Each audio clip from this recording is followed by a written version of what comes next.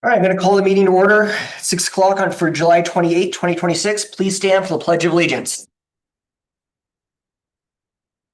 Allegiance to the flag of the United States of America, to the republic for which it stands, one nation, under God, indivisible, with liberty and justice for all. Clerk, please take the roll. Councilmember Woods. Here. Councilmember Richardson. Present. Councilmember Arias. Here. Councilmember Kangiser. Here. Councilmember Hess. Here. Councilmember Johnstone. Here. Councilmember Kaminsky. Here. Mayor DePinto. Here. Moving on to agenda approval. Get a motion to approve the agenda. Areas. Second. I was gonna make a motion to amend the retreat meeting minutes. We have Councilmember Woods as in attendance, but not there. Thank you. Is there a motion to approve the amended agenda? Move to approve. Second. Seconded by Councilor Kingheiser. Any further discussion? All those in favor say aye. Aye. Any opposed say nay. Motion carries. Moving on to special presentations. There's none scheduled. Moving on to public comment. If anyone would like to address the council, myself, please fill out one of these blue cards if you haven't already. They're right outside, or if you just raise your hand, we can make sure we get you one. Got 3 minutes to see what you want. And other than that, state your name at the podium and we'll get started. We'll start with Kendra Henderson. Hello, my name is Kendra. Who I am, I've lived here in Yelm for about 5 years now. I have a degree in biology with a wildlife ecology concentration and another in chemistry, as well as a master's degree in environmental management and policy. And I'm an environmental regulator for the state. I'm just coming because there's been some discussion about the subdivision up on Vansel Road and the trees that are being possibly cut down, or a few of them, or there was some discussion about that. Rachel wanted to attend, but she couldn't, so I said I would come and talk in her place. So I understand that most of the trees are being retained. There's just a couple that are going to be cut because of the road connection. I don't remember exactly who sent that email, but I just wanted to request that those trees that are being cut down because of necessity be given back to the community, perhaps as chipped wood for landscaping materials for the people of Yelm, and or used to display some kind of educational something at the park that talks about Gary Oaks and why it's important that we preserve them, or something like that. Just some way to give them back to the community instead of allowing people to make a profit off of them. I think that that's kind of fair. I also was curious, I think in those emails it said something about them not mentioning in their SEPA or permit documentation that there were Gary Oaks. And so I'm just curious if you guys already have a policy in place that requires some kind of inspection or, confirmation of what the paperwork says. And if there's not a policy related to that, that there's one created so that future situations like this are avoided. If somebody wouldn't have noticed and raised some, attention to it, it's very likely that it all would have been cut down or more would have been cut down. And once those are gone, we really can't bring them back. There's also a lot of information about the fact that our climate is going to continue to become more difficult and less favorable for many of these plants that are already struggling. And sorry, I have to catch my breath. I get nervous when I speak in front of people. It's going to become harder and less favorable for the trees. We can't bring them back once they're gone. I would just like some preventative measures put in place so that we don't have to be oh man, I wish we would have thought about this 20 years ago when we have no more big trees. There's a lot of research that shows they reduce heat deserts. I live out in the woods, and I can guarantee that anytime I come into town, it's 10 degrees hotter where there's no trees. The asphalt and everything holds heat, and the more trees that we cut down, the more asphalt that we add, the hotter it's going to be in Yelm. More people, and we all are 100 degrees ourselves, and you get a lot of us in one area, and we just are hot, and we radiate heat, and we don't have anything to cool us down. So, trees act like our arm hair, our body hair. They insulate the ground from heat and cold. And they just have a lot of other purposes, lots of life in them, not just benefits to us. So anyways, sorry, I also had some notes here. Sir, final, that was 3 minutes. Oh, okay, great. Perfect. No, that's it. Thanks. Thank you so much. And just briefly, we don't always spawn on some of these, but this has been something that a lot of people have reached out about regarding these oaks.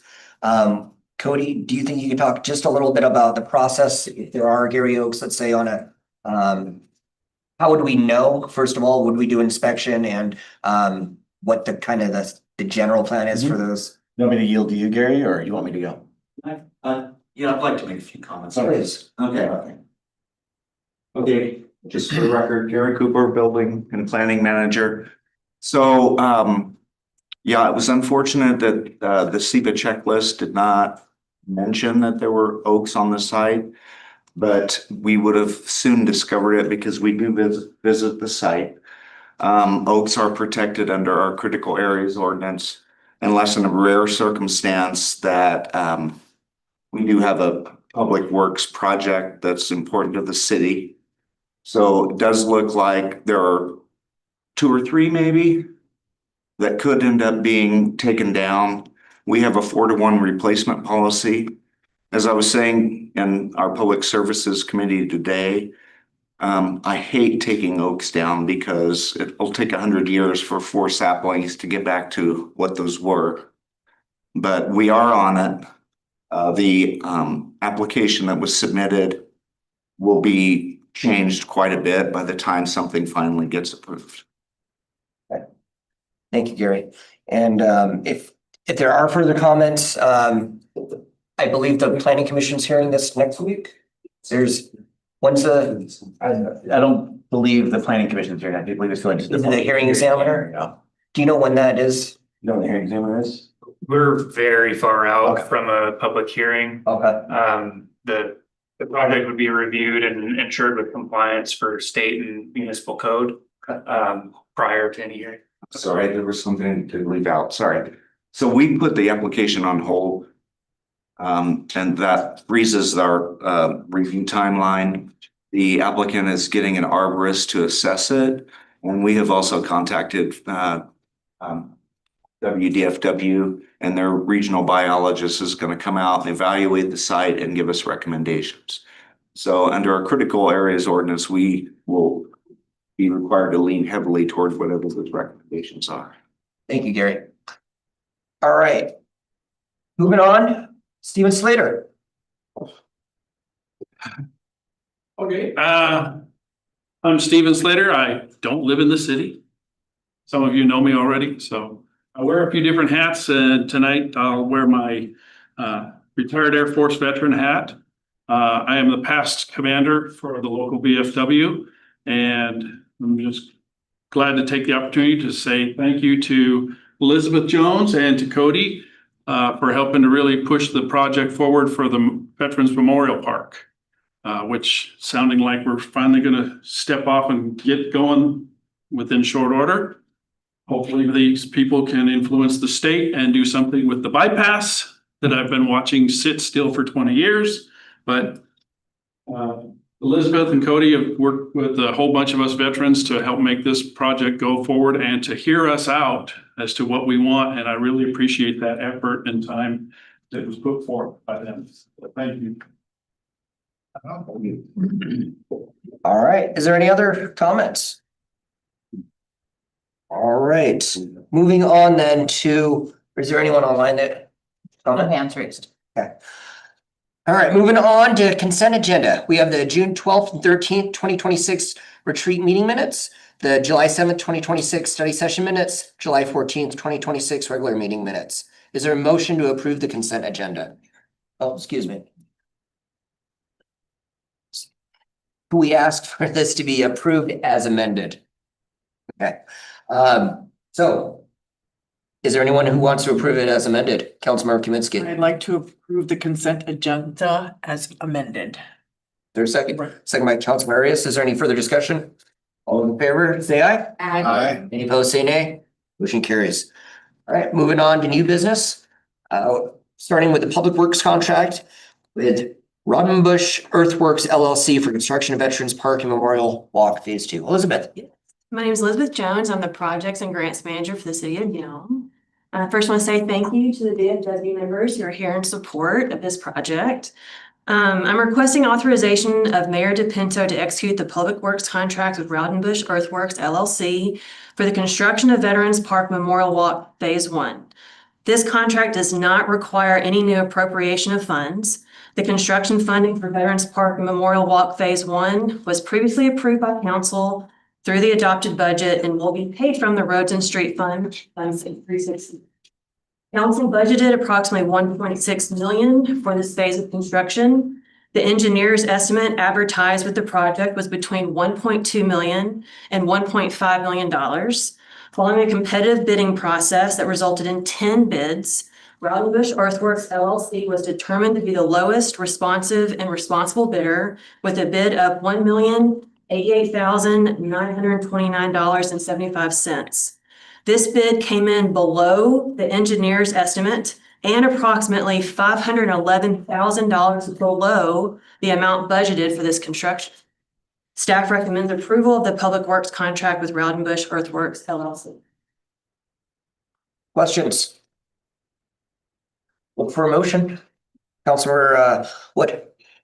I move we authorize Mayor DePinto to execute the Public Works contract with Rodenbush Earthworks LLC in the not to exceed amount of $1,088,929.75 for construction of the Veterans Park and Memorial Walk Phase 1. Is there a second?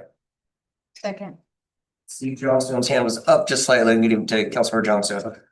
Is there any further discussion? All those in favor say aye. Aye. Any opposed say nay. Motion carries. Thank you. Moving on to ordinance 1147, updating Yelm Municipal Code 9.44 non-commercial nuisances. Good evening, Mayor DePinto. Good evening, members of council.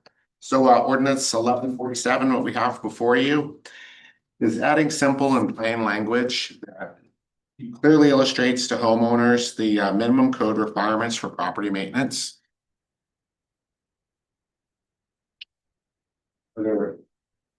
Anything else on it? That's basically it. I mean, it's just it addresses, lawn upkeep, reducing fire hazards, eliminating obstructions to emergency personnel, the collecting of tires, garbage, appliances in the front and side yards of property. Any questions from council? Look for a motion. Councilor Kaminsky. Move to approve ordinance 1147, updating Yelm Municipal Code, chapter 944, non-commercial nuisance. Second by Councilor Arias. Is there any further discussion? Question. Councilor Wood. Just clarification that these nuisances all come through the council before before we really have any action on them. Is that correct? Not entirely. I mean, if we're gonna deem a property a public nuisance, then yes, it would come before council. But a notice of violation letter that would go out to a property owner, if we get a complaint about a property, we go out and examine it and determine that it's unhealthy, unsafe, or a detriment to the town as a whole, we'll begin the enforcement process. The notice of violation will go out. We'll give a reasonable time frame to clean up the property and abate the violations. As a last resort, unfortunately, is fining or having the property abated. Okay, and just for the public, I know that we just discussed if there is some language in there in reference to things inside of buildings and things like that. And I, as you explained to us, could you explain what kind of materials? Absolutely. Under those circumstances?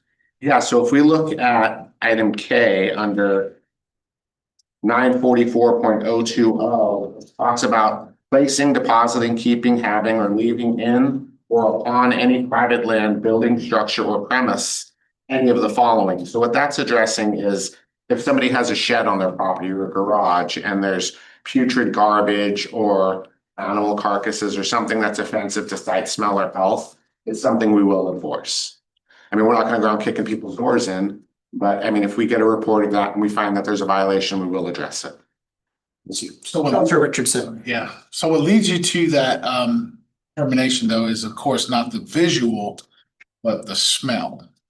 So if that was something like, man, there's a weird smell coming from somewhere, and then that's where you would have to be like, man, it's coming from that building.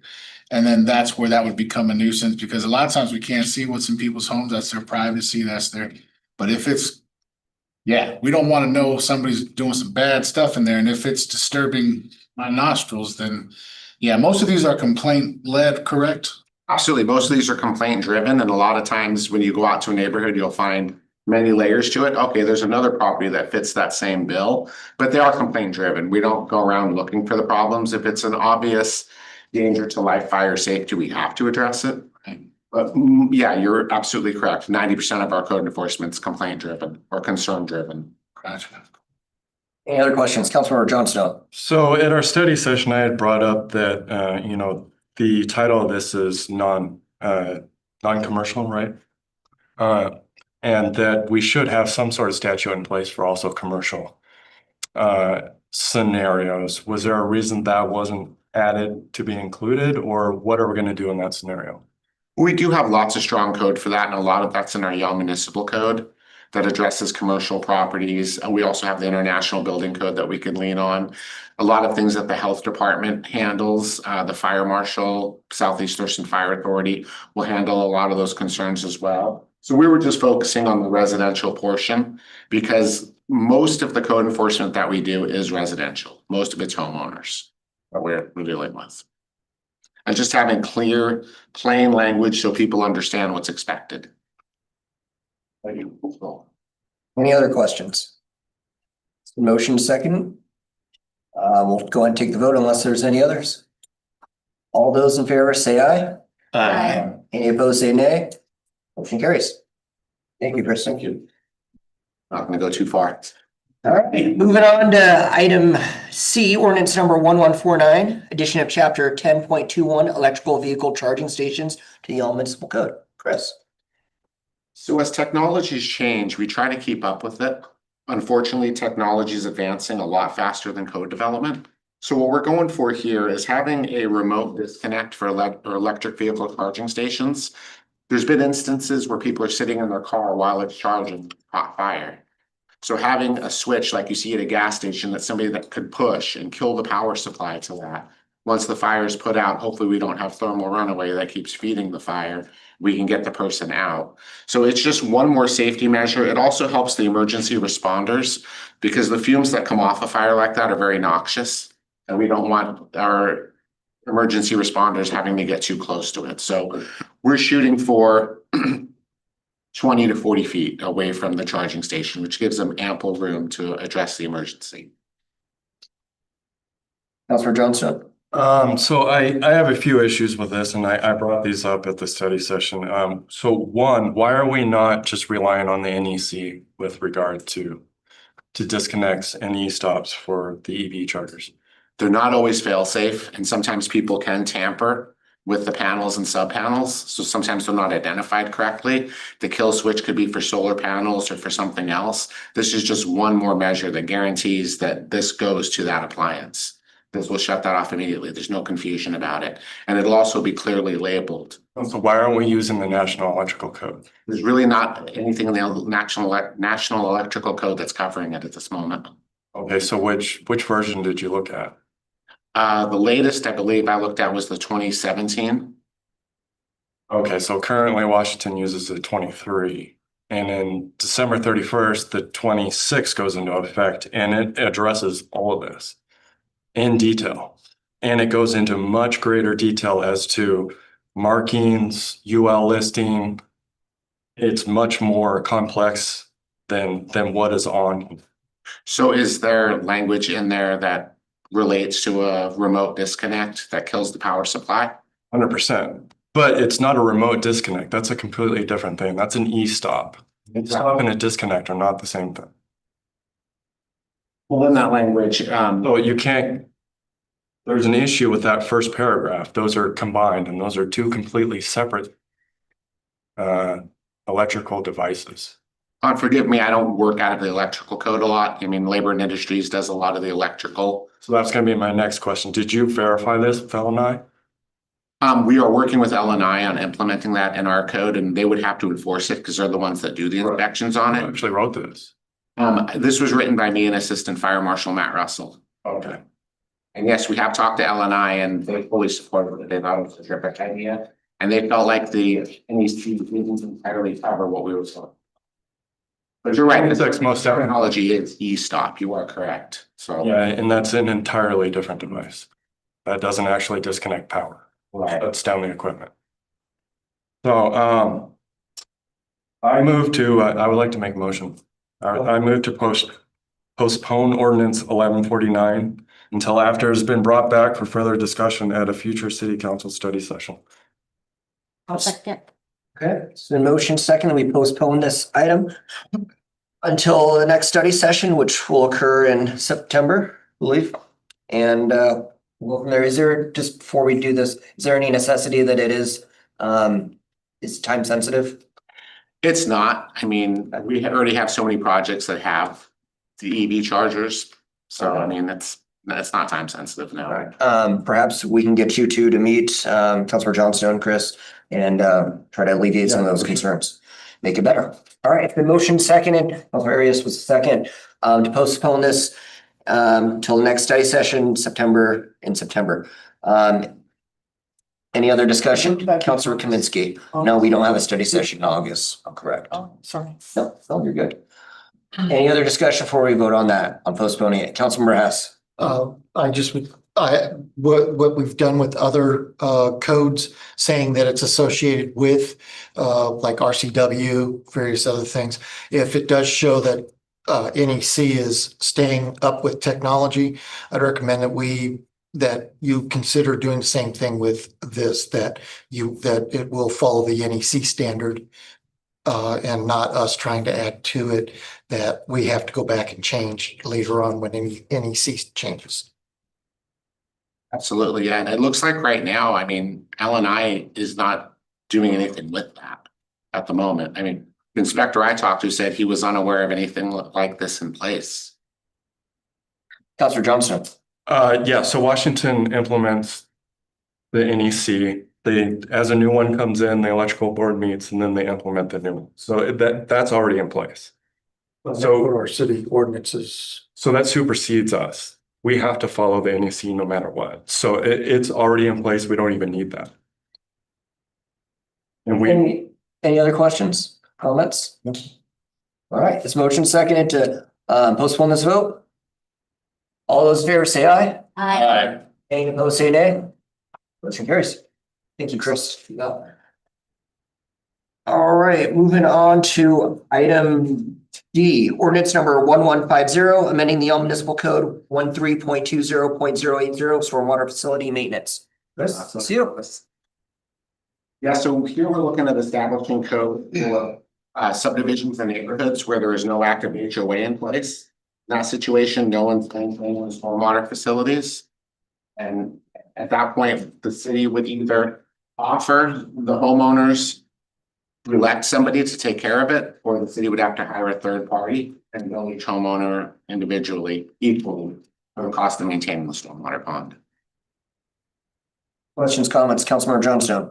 So again, I have a couple issues with this that were also brought up at the study session. So it says in the absence of an active HOA, and it doesn't define what that means. That can mean a lot of different things. That could mean the board just isn't meeting. It could mean the corporation is in bad standing or dissolved. It could mean it was disbanded, actually got rid of the covenants. Those aren't legally equal scenarios.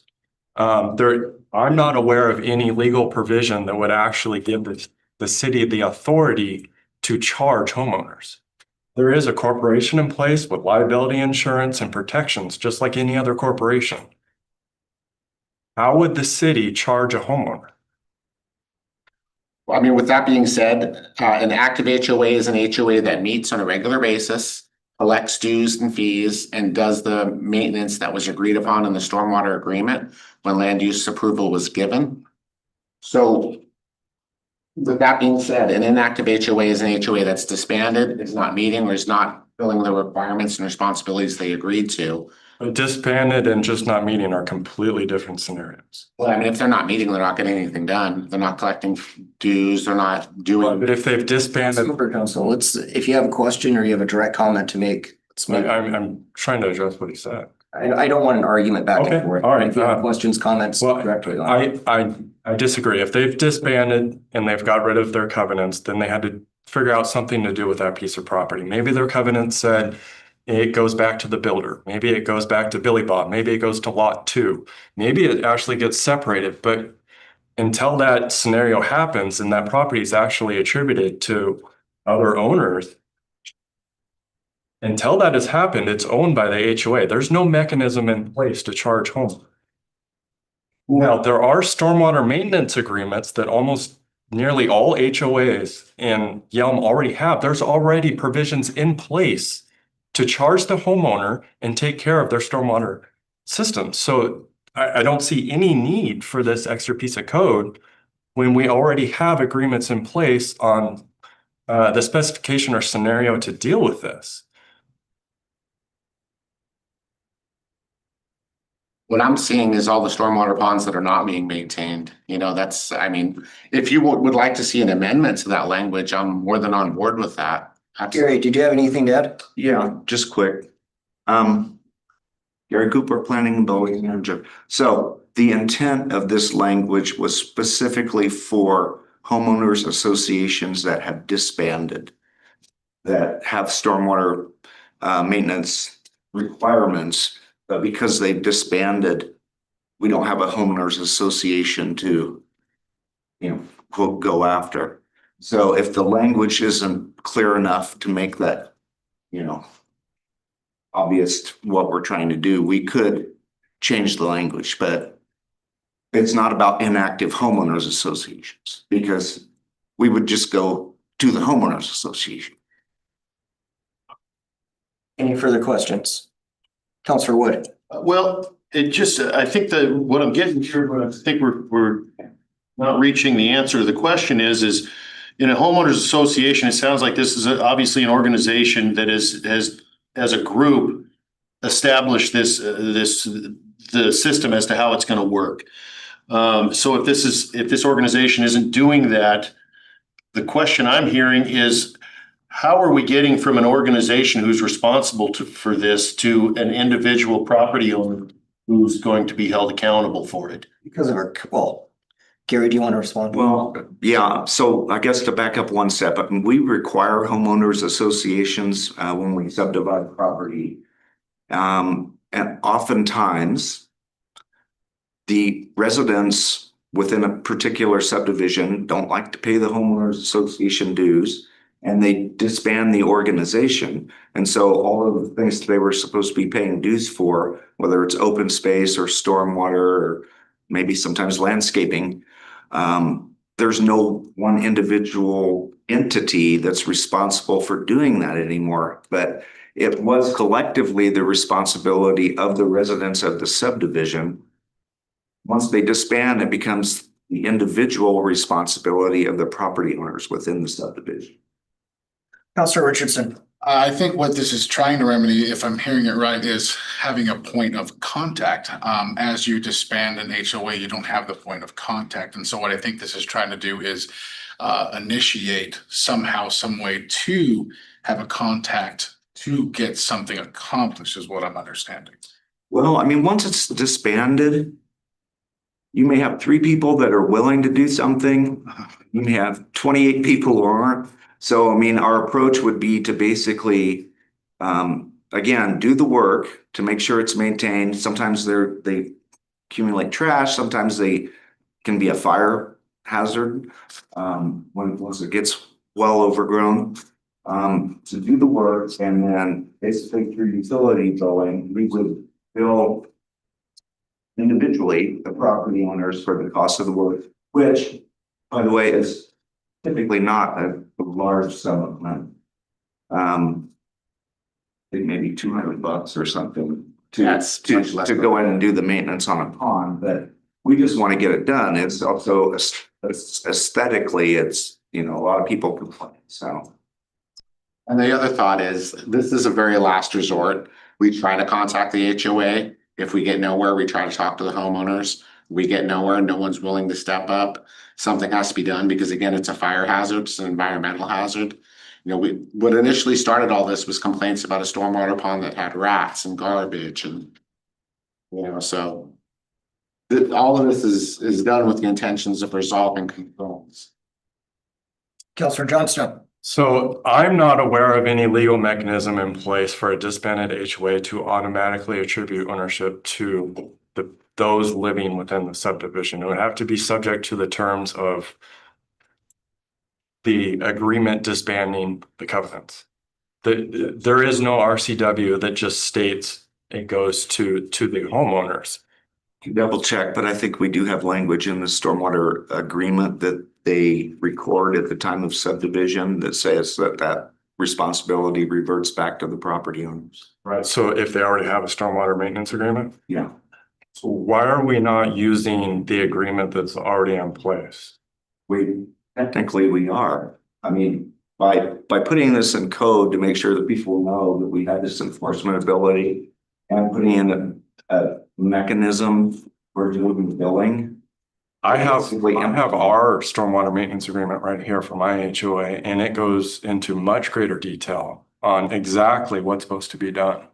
In fact, 8 years ago, when I took over our HOA, we reached out to the city and said, hey, we have this agreement. It says we need to get an inspection every year. I was told that I was actually the first HOA to do that. And I still haven't heard anything from the city. So why aren't we using this agreement? Why aren't we checking in with homeowners? Why aren't we using what's already in place? I don't see what this means. I'd have to look at your agreement. I can't really answer your question right here. So let me address We're that. trying to codify the fact that we have the authority to do it and to establish the mechanism for how we're going. Well, that's where I disagree. I don't think we have the authority to charge a homeowner through an HOA. So We're not doing it through an HOA. So the maintenance agreement specifically says HOA or its heirs, and the heirs become the homeowners when the HOA disbands. So the heir, it's passed down the property, or stormwater in this agreement is passed down. So there's 64 homeowners. They get 1/64 of that property because your maintenance agreement, I guarantee it says heirs in it. And that's where it links to the people, the homeowners that are after the HOA disbands. And if you look at directly at heirs from an HOA, it's the homeowners that retain everything in there. The mechanism, this code is only mechanism for us to bill their stormwater utility bill. Yes, we have the agreement. We can go and we've done it before with the agreement. Gone in and done it. The hardest part is getting them to pay the maintenance that was done. The mechanism that's done is recommended by Dilly so we can bill their stormwater bill. It needs to be in the code. By our attorney to bill their stormwater bill. Right now, we have to ask, hey, will you please pay this bill? And they go, most of the time, they say, no, I'm not going to pay the bill. So the code is just to allow us to bill the homeowners through the stormwater bill. So the ordinance is a bridge between the stormwater maintenance agreement and crafting code that allows us to do exactly what people mentioned. So. Other questions, comments? Counselor Johnstone has. So within this portion, I guess there's also some stuff missing, like would they get a notice? Would they have a right to appeal? What if this particular property was in the subdivision but was never actually listed within the covenants? They were exempt from what if the property is undeveloped? What if there's multiple owners? Hold on a second. How many questions do you want answered directly here? Let's start with the first. I can answer all of it because I know exactly what you're going for. Just go by one, answer your questions. Our code has a violation procedure where we have to send notice, we have to map. So this individual codes don't need it. There's an overall if you violate code, there's a certain process we have to follow when you violate code. Notices, notifications, X amount of things before we go to a process of billing. I don't know what section of the code it is, and noticing a violation. That would be. But as an overall, if you violate anything in the code, it follows this process. And it's the same with a notice of violation. Then you get first we send out notice, hey, you need to do this. You have 30 days. Well, the next question. One final symbol. Section 948 talks about the process for code enforcement. So Yes. we never just knock on someone's door and hand them a bill. Yeah. They're always aware of it. That process guides all of Then them. back to you. Councilor Hess. The way that you're speaking of the process, and this is my concern, if somebody is a renter, the way that you're going to be billing property owners through the water bill, if that's what I'm hearing. And so somebody who is renting, all of a sudden they're paying for something that now they're gonna have to fight their landlord about, hey, you're responsible for this. This is a maintenance issue and not one that I'm, according to whatever agreement. And so that's my concern is we're gonna have undue work being placed onto renters. Renters wouldn't get the notice of violation. It always goes to the property owner. And if the bill's not paid, we would land the property, so the renter really wouldn't be affected by it. There wouldn't be communication with the renter. You said that it will go through the utility, which is the water bill. Am I correct? Did I misunderstand The that? water, sewer, stormwater bill. So what we can do is if a owner of a bill, we can tabulate to the council when a bill's closed out, the owner has to pay the closeout fee. So it would be, we could attribute it through the closeout process of a bill. So it wouldn't go to the renter in those cases. Okay, as I said, that's just my one concern is that we're putting a burden on somebody who is renting and not. And usually what happens, we've only had to do, there's only one property that had to do this, where we've had to, one stormwater, we've had to go in and actually do maintenance. 90% of the time, one of the homeowners will step up and just go mow it, which is 90% of the time what is wrong. Someone just needs to mow it and pick up trash. We've only had one, and that one property is what caused these issues. We tried to bill the homeowners. The homeowners refused to pay the bill. We had no recourse to really go to them besides trying to lien their properties for $8. So it's like, if we go through the process, it's going to cost us more than $8 to lien a property. So it's, hey, we can do an easy way of just putting on the stormwater bill, give them the $8 fee over the year, and and the city recoups its money, so we're not getting the public usage of funds. So that's kind of just the catch we had to do. Councilor Johnston. Okay, so if somebody, an individual owns a stormwater system, do we have provisions in place to go and bill them for maintenance outside of an HOA? Just individual? Yeah, let's say he's got a house here and then for some reason he has a stormwater retention pond next to it and he's not taking care of it. Can we right now go and maintain it? If it's his individual property, through nuisance laws, if he overgrew and became a fire hazard, we could maintain it, build the property, lien the property if it wasn't done. So this is, I guess, my main issue with what's written is it doesn't clearly define what an active HOA is. And then two, if the property is still in the name of the HOA, I don't think we have the authority. I think it's overreach to charge homeowners.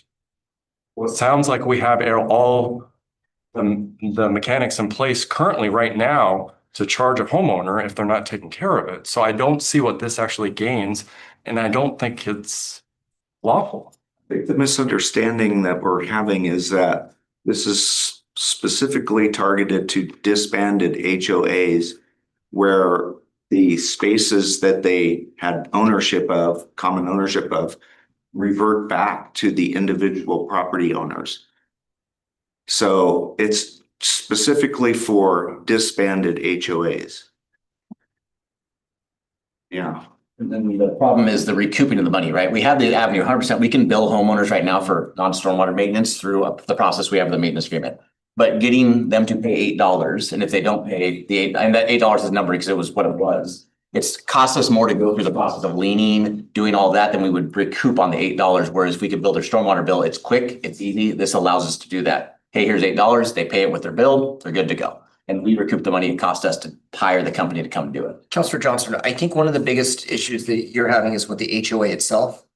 That's It's going through the HOA and charging homeowners before it's actually disbanded. I don't think that that's something we can actually do. Is this, We wouldn't do that. We would never do that. If there's an HOA that has not dissolved completely, we would deal specifically with the HOA. Dissolved is different than disbanded though. Well, Dissolved is a corporation.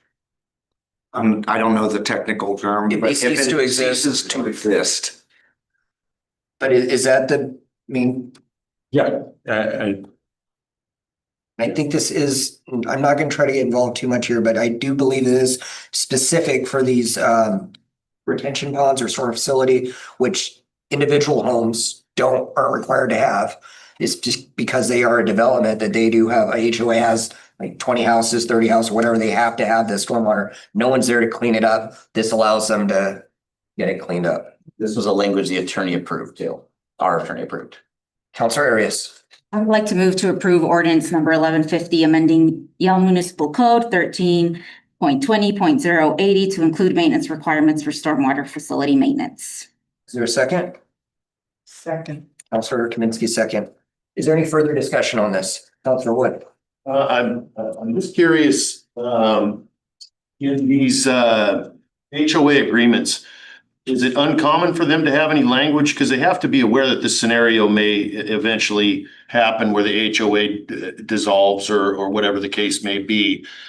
It seems like perhaps they would have anticipated this on that level. And I mean, would it be unusual for that piece of property to then perhaps be transferred over to the cities for city ownership, at which point the maintenance wouldn't matter at that point if the property belongs. I mean, well, that's not stormwater system. That'd be an operational cost, but I'll let Gary. Well, I think the issue with that and the issue with why we really want to pursue having the property owners responsible for it is that would kind of provide an incentive for every HOA to basically dissolve and have the city take over their facilities. Cost of mowing it and all that stuff that required. Sure, but just like with all the citizens within the community that don't live in HOAs, I've got a catch basin running along my easement on one side of my property that, you know, the city doesn't maintain that. I do, because in our ordinances, I'm required to, because it adjoins my property.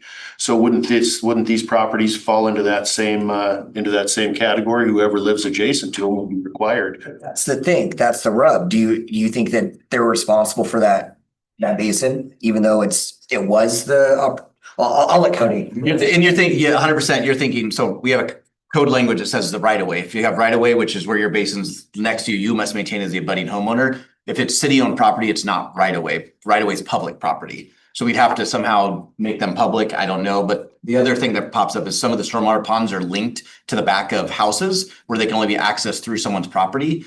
I know specifically the one over on Solberg, you can't get to it besides going through someone's property into the stormwater pond. So you'd have to be one of the homeowners, or you'd have to walk through someone's property to get to the stormwater pond. So in some cases, it's like that, not all, but some cases, the stormwater pond is not accessible on a regular basis. Any other further comments, questions before we take a vote on this? All right, again, this is for approval of ordinance number 1154, amending Yelm Municipal Code Title 18 Development Code Amendments. We will start with Council Member Wood. How do you vote? Yea or nay? Nay. Councilor Richardson? You said 1154?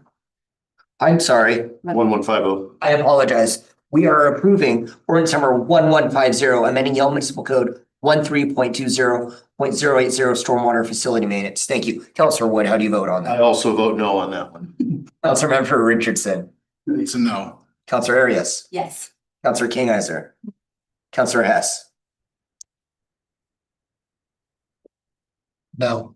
Councilor Johnstone? No. Councilor Kaminsky? Yes. Motion fails. Thank you, Chris. Moving on to item E under new business, ordinance number 1154, amending Yelm Municipal Code Title 18 Development Code Amendments. Drew. Good evening, Mayor and Council. My name is Andrew Fuller, Associate Planner for the City of Yelm. I'm here tonight to recommend adoption of ordinance number 1154 to amend the City of Yelm Unified Development Code. The amendments establish design standards for unit lot subdivisions and accessory dwelling units, revise residential setback, density, subdivision, and street access requirements, modify minimum lot area requirements in the C3 zone, remove obsolete single-family residential standards from the central business district, authorize administrative review of final subdivision applications, and update related definitions. The Yelm Planning Commission considered the proposed amendments at a public hearing on June 16th, 2026, and recommend their adoption. Staff recommends that the City Council adopt ordinance number 1154, and I'm happy to answer any questions. Any questions, comments? Look for a motion. And Councilor Arias. I'll move to adopt ordinance number 1154, amending Title 18 of the Yelm. Is there a second? Councilor Hess? Is there any further discussion? All those in favor say aye. Aye. Any opposed, say no. Motion passes. Congratulations, Andrew. Thank you.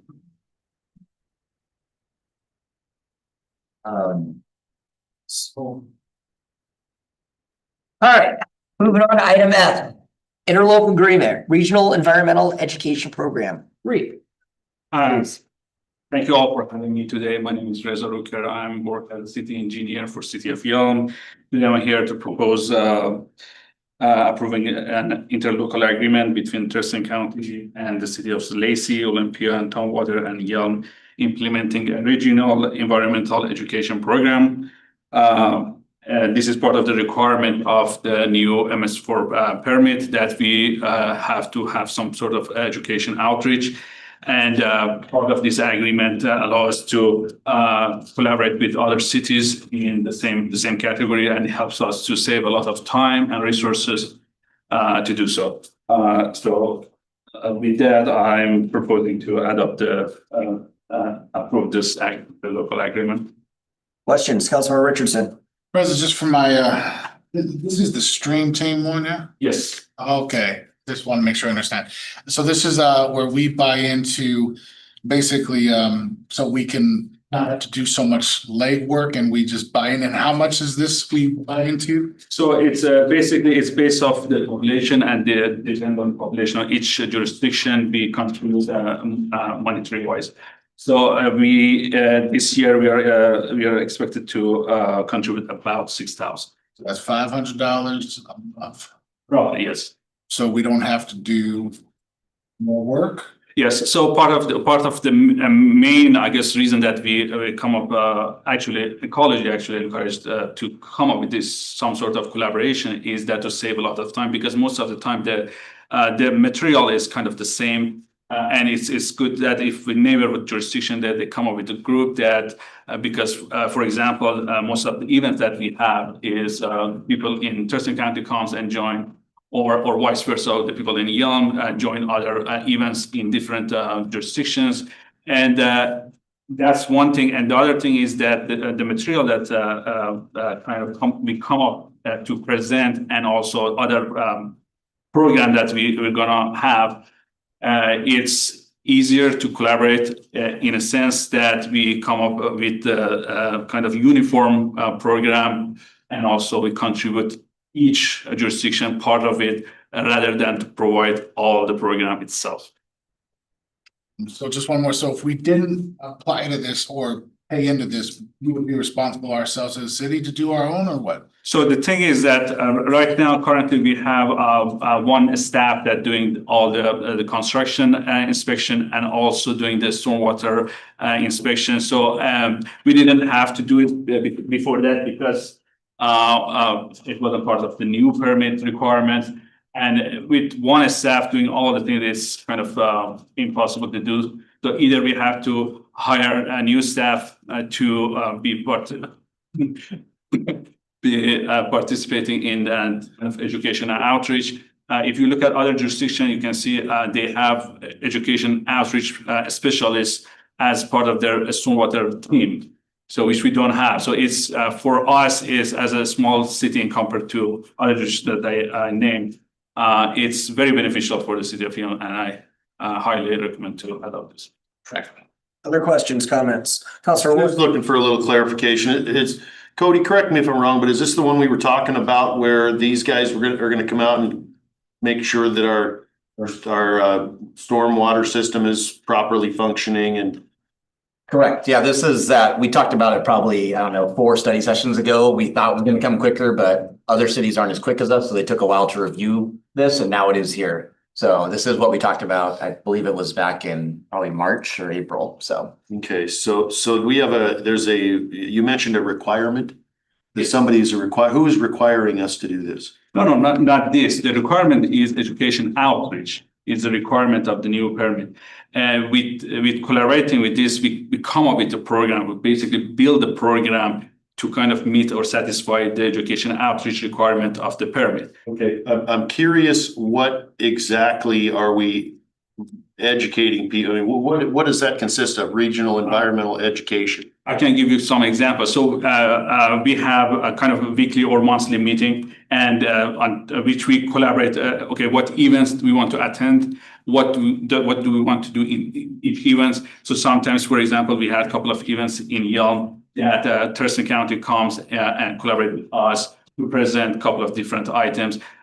We also have magazines and also emails subscription that we provide educational information to public who are subscribed to our email services. So this kind of and the material that we have to come up is that something that every jurisdiction have to come up with, maybe one article or two articles. That's we kind of, so there are lists of tasks that we decided at each year that we decide and agree, and then we come up with who's going to do this and who's. So it's very kind of collaborative team. I mean, it's that each jurisdiction, maybe based on the capacity that they have, they take one responsibility, such as maybe take some pictures, have some group like cleaning river or other activities that we can come up, and they basically go there and be the leader there or go to talk to the public. So these all kind of activities that we come up is kind of in a collaborative system with other jurisdiction.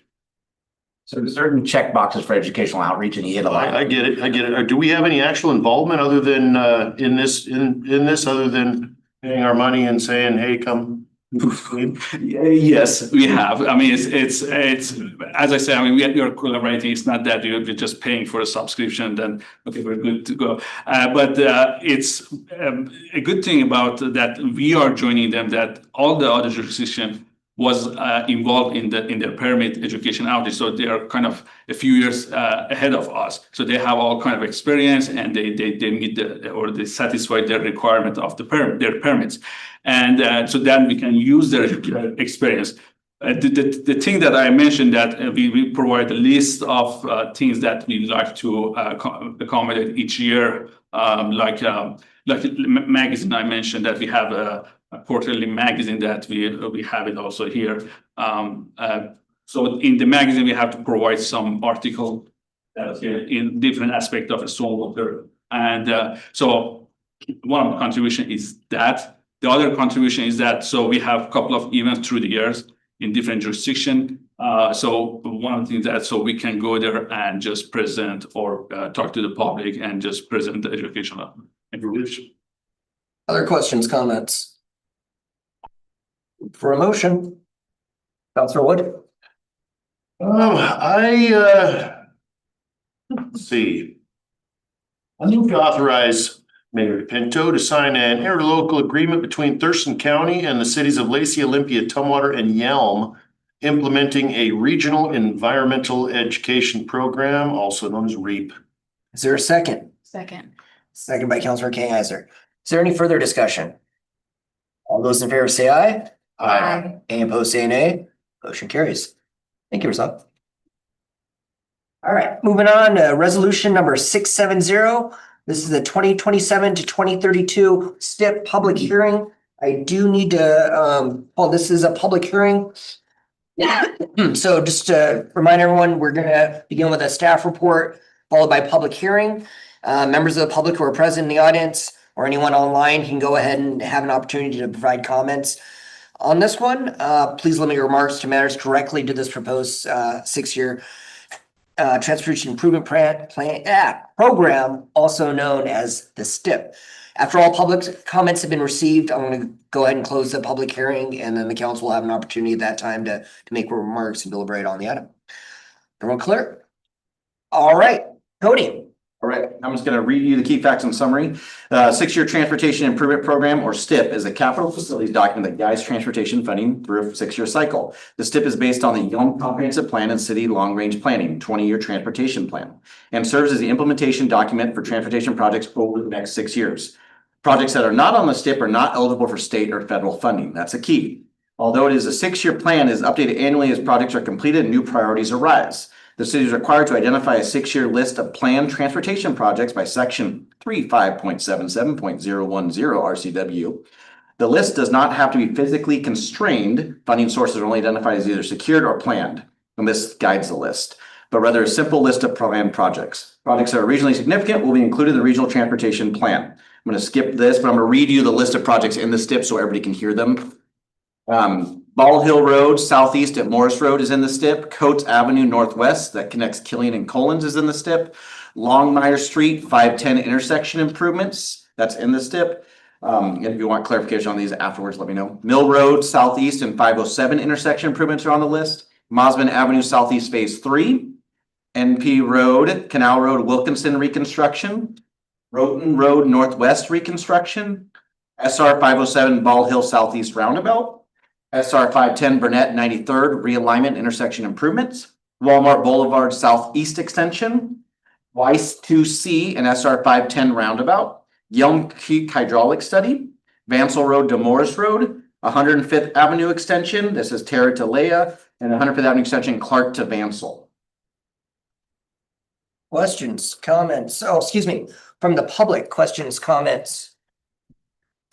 My apologies. We have to officially open this public hearing at 6:56 PM. Now, is there any official public comments, questions? Going once? Anyone? Is there anyone online that wishes to comment? We don't have any hands raised. All right, at this time, I'm gonna go ahead and close the public hearing at 6:56 PM and open up council discussion, deliberation. Council. Is there any questions? I know you've heard about this at the study session and prior to that, but are there any questions, comments you'd like to make currently? Councilor Hess.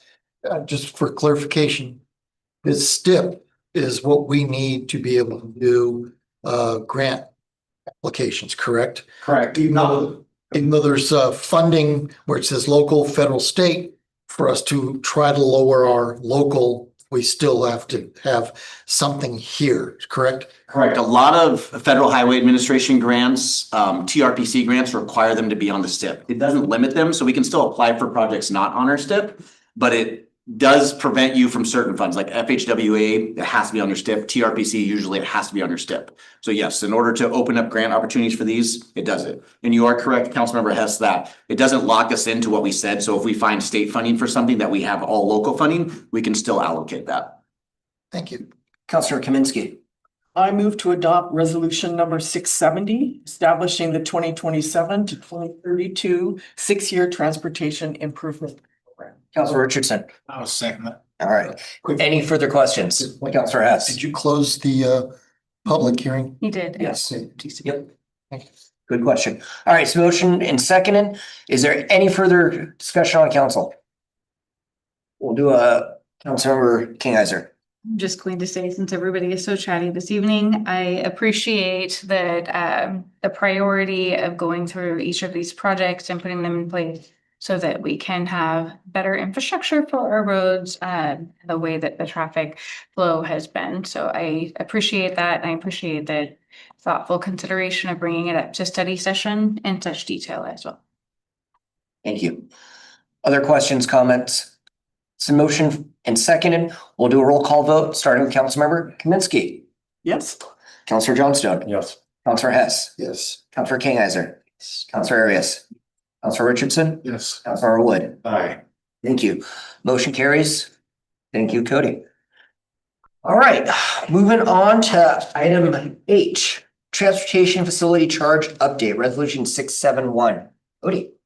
So congratulations, council, you just passed the STIP. Now you need to adopt the traffic facilities charges for the STIP. So the STIP guides how much we charge new development coming into town to help pay for infrastructure that reduces their burden on traffic in town. So when a new development comes in, they don't just get to come in and do nothing. They have to pay facility charges that help build and upgrade current roads. So the traffic facility charges are listed in front of you. I know we talked about them already. Be happy to answer any questions specifically about traffic facilities charges. They are for new development when they come in town to help release and relieve the burden of traffic in town and that they're creating, as identified in the STIP. Questions or comments, Councilmember Hess? Just for clarity, you say that developments, they're going to affect the traffic congestion with movement of vehicles. What happens if there's construction getting ready to be done, but it's like number 10 on the STIP? Does the money get collected and then held for place marker 10, or does it get spent on 1 through 6? Good question. So the STIP is not a ranking that's on there, but say a development's coming, I'll give an example. We have a large development coming behind the medical plaza right now. They pay traffic facilities charges. They also, on top of those traffic facilities charges, were affecting Longmire intersection at Longmire and 507. They had to pay extra money specifically for that one project because they caused that intersection to fail. So they paid not only their traffic facilities charges, but through SEPA process had to pay extra to help mitigate that. So they do pay overall for every project in Yelm based on the STIP, but if they're overly affecting one significant intersection, they might have to pay extra or might have to do the improvement themselves. So in the past, we've had developments have to build improvements, or maybe future developments that are extremely large may have to do an improvement and pay traffic facilities charges. Good question, Councilmember Richardson. Yeah, just for confirmation again, for the transportation facility charges, these rates are based upon traffic impact analysis? Yeah, so what they'll do is there's two things they can do. One is they can use, we have a book that says if you're doing this or this kind of thing, you generate this much traffic, or they can go, hey, we're gonna do a TIA because we think we'll either be less than that traffic, or we can make them do a TIA if we think there'll be more than that traffic. But so a TIA, what's your traffic impact analysis, determines how many trips they generate, which then they would pay based on those trips they generate. Other questions, comments? Look for a motion. Councilor Hess. I move to adopt resolution number 671, updating the transportation facilities charge to the amount of $5,429.97 per peak PM trip and $2,714.99 per peak PM trip to affordable housing projects. Second by Councilor Richardson. Is there any further discussion? Councilor Wood. I'm just curious because we're moving to 5,429.97 and 27,14.99. Can you tell me what they were before? $3,427.42. That's the last three numbers are probably not exactly accurate, but 3,400 roughly. And what about the 2714? We didn't have that metric before. That's a new metric we've added to promote more affordable housing projects. Okay. Any other further questions, comments? The motion second, all those seconded by Councilor Richardson. Thank you. So motion second, and any other further comments, questions? All those in favor say aye. Aye. Any opposed say nay. Motion carries. Thank you. All right, moving right along. Item I, resolution number 673, the 2026 water system plan update. Again, this is another public hearing. So we're going to start with the staff report, followed by the public hearing portion of it. Members of the public, they can comment and question on it, and same with online. And again, keep it related to this 2026 water systems plan update. Then we'll go to council and have questions and comments from council. Cody. Hey, council. As you know, the city of Yelm has completed the 2026 water system plan. This plan was started right after we received water. Actually, it was started during the acquisition of water rights in 2022. This plan then was submitted to Ecology in 2023. Lo and behold, 3 years later, Department of Health and Ecology have finished their review and we've gotten it back. So the water system plan is required by Washington State Department of Health and outlines current system conditions, future needs, capital improvements, and funding strategies. Adoption of resolution number 63 formally approves the updated water system plan with all appendices, including Appendix D, the water use efficiency program, and authorizes submittal of Washington State Department of Health for review and approval. The water use efficiency program is required by state law to help improve our water usage and lower our overall use with homeowners. The one thing I want to point out about our water use efficiency plan, we do it so well here in Yelm. Our average usage is way below everyone else's, that we don't have to adopt any new goals. We just have to keep maintaining what we're doing. We're kind of in a catch-22 where we've done so well that we can't, a lot of cities can go, oh, we're just going to lower this or lower this. We don't have the ability because we're doing so well already. So it's just continue doing what you're doing if you're a Yelm citizen. Questions? Or excuse me, We're gonna go ahead and open up the public hearing at 7:04 PM. And we'll ask that anyone from the public wishes to testify, do so now. Anyone from the audience wish to testify on this? Alrighty, anyone online? You don't have any hands raised. Okay, we will close the public hearing at 7:05. And we will ask for those comments, questions, discussion. Any questions, comments? Discussion? Counselor King-Heiser? I move to adopt resolution number 673, updating and approving the 2026 water system plan update with all appendices, including Appendix D, water use efficiency program. A second. Quick second by Counselor Richardson. Is there any further comments, questions? All those in favor say aye. Aye. Any opposed say nay. Motion carries. Quick comment. Reza, who just joined as became our city engineer, had a lot of handle on all the last three things you read. And without him, those wouldn't have got to you the way they did and as quickly as you did. So just huge thank you to Reza for getting those things done. So. Well done. All right. Moving on to item J, salary commission appointment. This is to approve my appointment of Wayne Carton to the salary commission. You have the background of the packet. Is there any questions, comments on this? Councilmember Richardson. Wayne McCartan is a professional human being. Guy is ecstatic. He's amazing. I am excited about him. Comment. Any other questions, comments? Councilor Arias? I will move to approve Mayor DePinto's appointment of Wayne McCartan to the Salary Commission. Is there a second? Second by Councilor Johnstone. Is there any questions, comments? Sorry, Councilor, I thought you had a question on that. We'll do a roll call vote, starting with Councilmember Wood. How do you vote? Aye. Councilor Richardson? Absolutely, yes. Councilor Arias? Yes. Councilor King-Heiser? Yes. Councilor Hess? Yes. Councilor Johnstone? Yes. Councilor Kaminsky? Yes. Motion carries. Thank you, and he's appointed, and we'll give him all the information he needs. Moving on to Civil Service Commission, item K. This is a Civil Service Commission appointment for Eric Cantu to the Civil Service Commission. Again, information is the packet. Any questions or comments? Look for a motion. Councilor Arias. Move to approve Mayor DePinto's appointment of Eric Cantu to the Civil Service Commission. Is there a second? Second by Councilor Hess. Any further questions, comments? Councilor Wood, how do you vote? Aye. Councilor Richardson, Yes. Councilor Arias, Yes. Councilor King-Heiser, Councilor Hess, Yes. Councilor Johnstone, Yes. Councilor Kaminsky. Yes. Motion carries. Thank you. Moving on to old business. There is none scheduled. Moving on to standing council committee reports, starting with the Public Safety Committee. No meeting. Okay, moving on to Public Services Committee. Okay, we've got some notes here. A lot of the stuff we already went through, so stand with me, Cody, if I need to look to you for some guidance.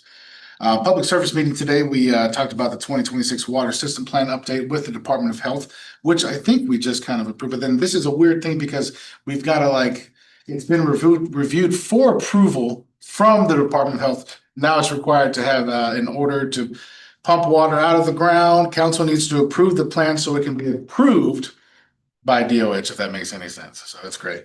And this happens every 10 years or so. Again, the next one's going to be somewhere around 2033. Moving on, we did the whole STIP and TFC, transportation facility charges. We did that. Already talked about that. Don't need to talk about it no more. There was another thing about annual road striping. This is exciting. So Tahoma Boulevard, that's on that list to contract out. Sometimes the city likes to contract some work out because it's more mindful and expeditious and affordable to do so. And sometimes we don't necessarily have the means to do it. So Tahoma Boulevard will be contracted out. The rest of the roads will be done in-house by our own employees, Crystal Springs, Canal, Wilkinson, Roden. There's going to be some new crosswalks and some stop bars. So it's just going to start looking a lot newer around here, just having some maintenance. There was also, we had Gary Cooper was talking about the Heritage Zone. Again, that area we annexed in, that zone was Zone 8, the whole George Road. So basically committed that we would rezone to match the historic and current uses. So whatever whatever uses they kind of had with the county, the city is working extra hard to go ahead and maintain those uses to promote what has already been. Gary is actually doing a lot of work meeting with folks who live in that area. Nobody will probably ever talk about this and all the good things that he's doing. We'll just live in the nasty whatever about happened with the annexation, but you are working extra hard to appease these people that have been annexed. And so good job on you, Gary. Hopefully people remember and actually give you some credit for that. Again, 5, the Veterans Memorial Phase 1 construction. And then Liz talked about that, saving the city over $500,000. That's fantastic. 6, the Parks Master Plans. This will be brought to council next month. Basically, it's going to be, they have a lot of outlines for goals for future parks and expansions. This is hugely important because it helps us to qualify for grants. So be ready to get that coming our way, council. Also, there was a communications rec update, and that was with Lynn. First off, Barbecue Rally was amazing. A lot of things happening in the summer. It was phenomenal. Jazz Fest is coming up. National Night Out is coming up on August 4th, 26th, and that's voters' night, right? So we don't have no meeting. Remember that? So since no meeting, you guys better show up at National Night Out, okay? We'll see you there. Okay, and then Brad Chatwood brought up something which was good. It was about Road and Road, and basically council had approved an agreement to 60%, and now they need to take it to 100%. Here's what's funny: whenever things go that way, we always look at things and go, "What's an amendment?" We don't want to do an amendment; it's costing us money. Here's the other good part about this right away. That was an acquisition surprise. Basically, the grant is going to be funding this $900,000, and it's going to be funding that, and that's going to be. What is that? I just put August 11th, 2026. I don't know. I put a date there for something. That's when it's coming to council. That's when it's coming to council. I got to do better in my notes. But anyways, whenever there's a right-of-way acquisition, sometimes the city doesn't necessarily know how much that'll be. So there's like this number that's thrown out there. They're shooting in the dark with an arrow, and then it comes back and goes, "Oh no, this is how much it's going to be. Sorry, we had planned for this much, but this is really what it's going to be." So they're going from 60% to 100%, but all that will be grant funded. So there we go. And Reza talked about the stream team. That was great. And then, yes, and Hess actually brought up, he was concerned about the oak trees. And so now we've seen where we've gotten with that. And Gary, again, thank you for addressing that situation. But there are concerns that we are trying to listen to, and Hess is doing well for listening to the citizens of Yelm. All right, I think that's all I got for public services. Thank you. All right, moving on to Finance Committee. No, me. Moving on to General Government Committee. That'll be me. And as you've heard already, there will not be a study session on August 4th. But just a couple of things that, we discussed during the retreat, the process for filling council vacancies that will be coming back to the council during a study session. We'll also have our renewal contract for our attorney coming to us. And then phase 2 with Bob Stowe. We've heard a lot about Bob Stowe. We'll hear more about Bob Stowe.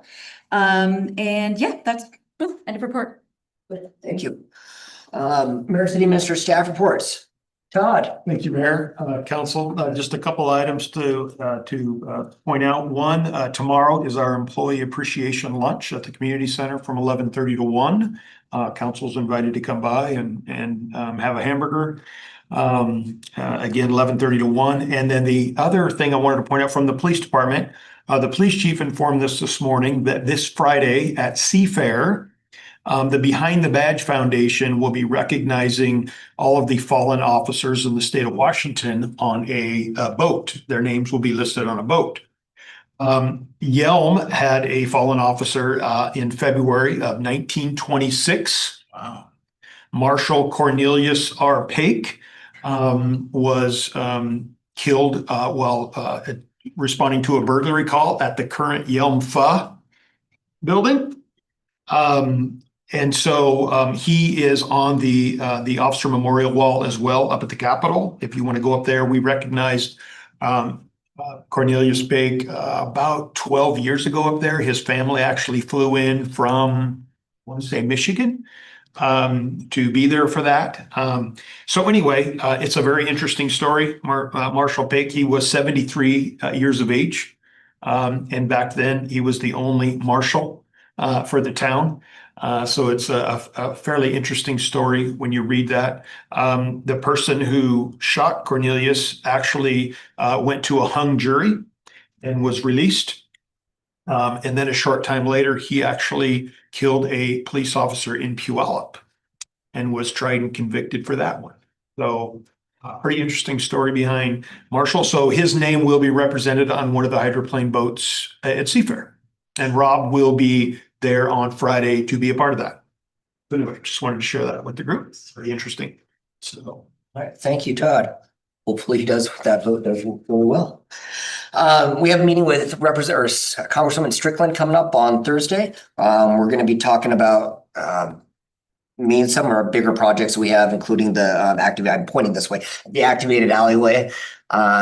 She was a big part in helping funding a lot of that, as well as some of our cutlets. We're trying to get some funding for. It's a major project. We won't be able to do without outside funding. So we're really hoping that she's going to help us out.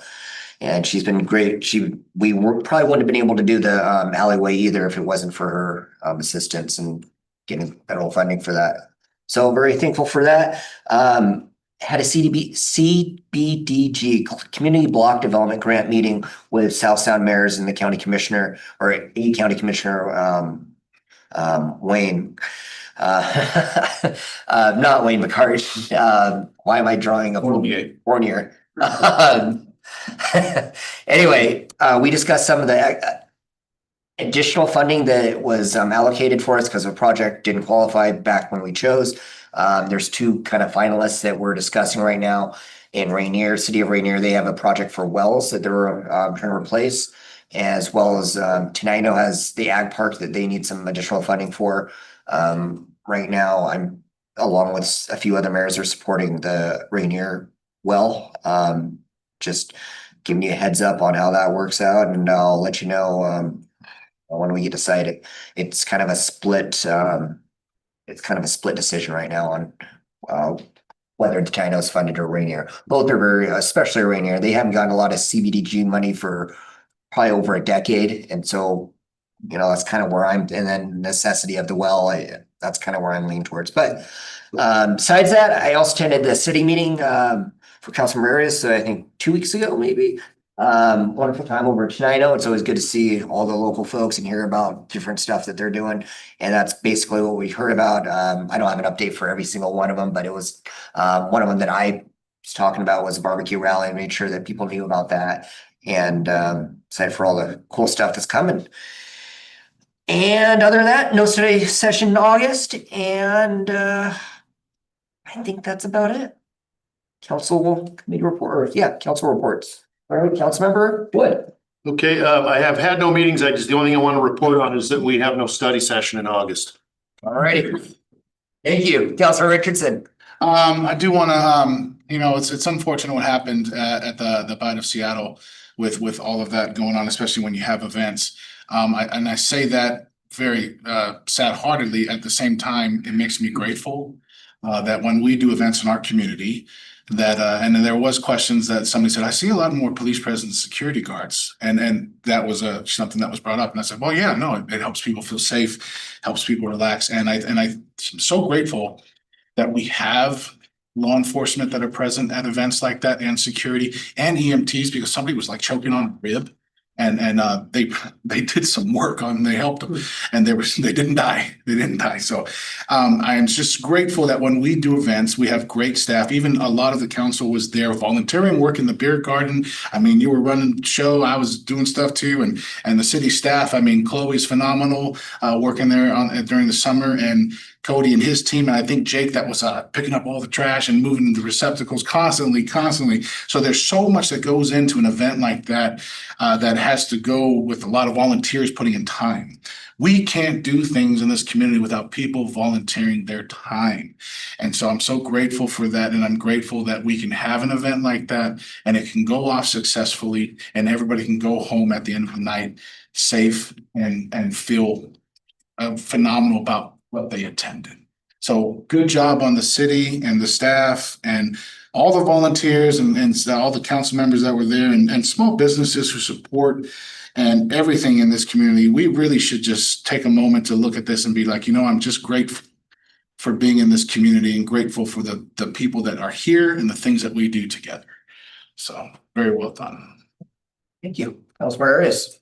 Okay, so yes, I unfortunately was not able to attend the study meeting, but I'm glad that Yelm was still represented. So thank you for that. We did have the Regional Housing Council meeting this month where we approved some funds for the beginning of cleaning up an encampment that is in Olympia. It's referred to as the jungle. And so we were able to get some funds to them to kind of start that process. They're looking at hiring a navigator. That looks like a pretty good solid plan, and they've had experience with closing encampments before. So I feel pretty confident in how the process is going, but it's going to be a long process. So there will be lots of moving parts for this. I think the other thing I did want to share, and I'm going to leave some flyers here. It is never too early to think about November. So we will be having the Thurston County will be having a Veterans Resource and Job Fair Thursday, November 5th. It's going to be at the Lacey Community Center from 10 to 3. This will be the third year that it's at the same place around the same date. We're trying to aim for consistency. The other thing I wanted to also bring up that I will leave here is there is going to be a grant applications are going to open up August 1st for veterans project grants. And so we're looking for any folks that are already working with veterans, any nonprofits, any organization that would like to increase what their outreach is in terms of veterans. And so this RFP is going to be open for the entire month of August. And I will leave information here, but we encourage organizations to apply. And that's the end of my report. All right, thank you. Councilmember Kanzer. So since we met last, I attended a senior dinner that was hosted by our mayor.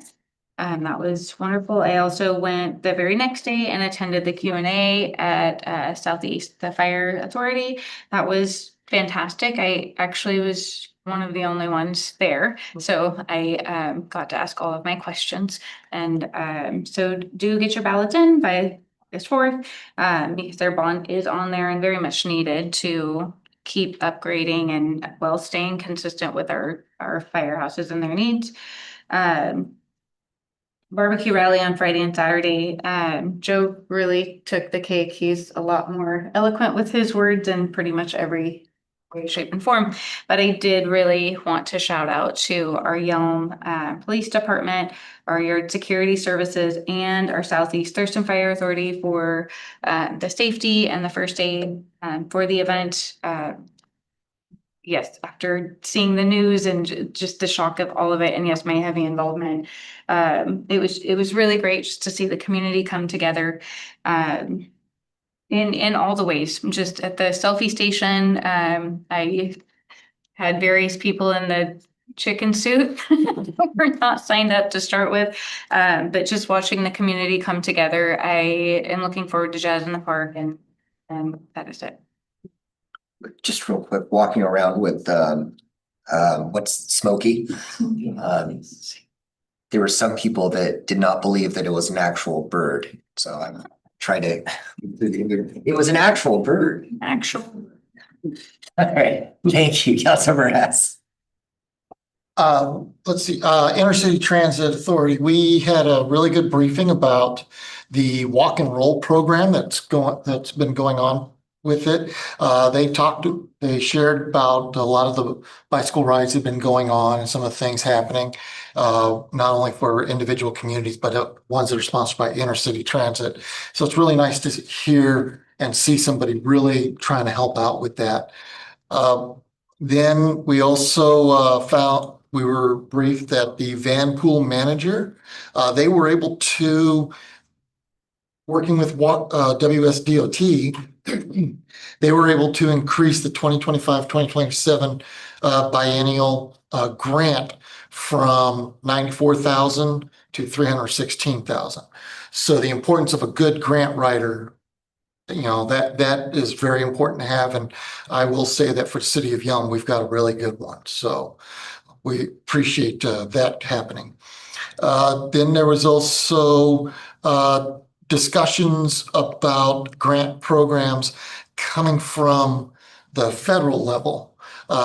There's concerns, just giving a heads up to the board that with things that have been going on, that some of the grants that have been already approved may all of a sudden get pulled for they have a variety of reasons, such as if there happens to be anything in there discussing DEI, if one of the people associated with the organization at the federal level, the political appointee, if they decide to yank it, they can get yanked. So that is something that we're going to be watching to see what happens, because that makes a difference on what services can get provided by intercity transit.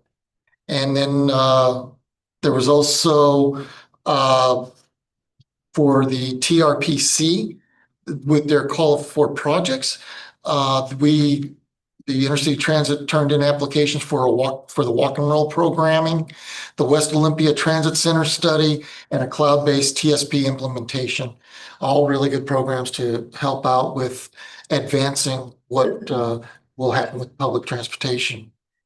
And then also the Intercity Transit was recognized in a story put out by a paper in another state of being included in one of the cities that provides free transportation. You don't have to pay, and the pluses of that as well as minuses that were discussed. And then they also talked about all the events they went to include our Prairie Day and our barbecue festival. Glad to see the bubble bus be there, and glad to see them come to our community to help support us with that. And speaking of the barbecue rally, it was, as already been said, it was really a lot of fun. My favorite part is to walk through the amateur alley and talk to those individuals, because the pros, they've got their thing down. Talking to the amateurs is very interesting because you learn some new recipe ideas or something like that. So I want to say thanks to the Chamber of Commerce for that event, putting it on. And it was nice to see it expanded a little bit with additional streets available for it. So thank you. Thank you. Now for Johnstone. I had EMS council last week, however, it was canceled, so go report. All right. Councilmember Kaminsky. I had my Law and Justice meeting, and we talked about how the City of Olympia's jail services have been contracted to Thurston County, and that they have sent them over 4,000 active cases to work on, and had a presentation about the services of the jails, which I really didn't know anything about, but there's so much support for reintroduction into society, drug rehabilitation, interviews if you want to get a job after you get out of incarceration. It was really quite an interesting discussion. And then I had Nisqually River Council, went all the way to Ashford for that. We had a riveting presentation on algae and blooms. So that was interesting. And then we talked a little bit about the predation issue with the seals and the sea lions in the Sound. What's going on with that? Well, I think it was 1972, they stopped the tribes from taking these animals, and it's coming back in a House bill that the tribes will be able to take some of those sea lions and seals, because 30% of the salmon that come into the Sound are eaten first by the seals and the sea lions. And I believe it's our resident orcas that don't get the food. The traveling orcas eat something else, but the resident orcas eat the salmon. So they have to restore the ecosystem. And this is what, again, they're talking about. And also the tribes would be using, as in their traditions, the furs and the oils. So, not to waste the animals, but they have to restore that balance of nature. And July 31st is the canoe journey reminder. DuPont City Hall is where they think, on that beach somewhere. I've never been there. In the mornings when the canoes will come from Canada and some of the islands to that point. And so I'm definitely going to watch that. I think it's going to be exciting. And then, as everybody said, I also attended the rally. I was a vendor and a volunteer, and it was a wonderful event. Fascinating stuff. Thank you very much. There is no executive session. Is there a motion to adjourn? Move to adjourn. Is there a second? Second. You to Councilor Kagan. All those in favor say aye. Bye. Any opposed say nay. We're adjourned. That was really remarkable.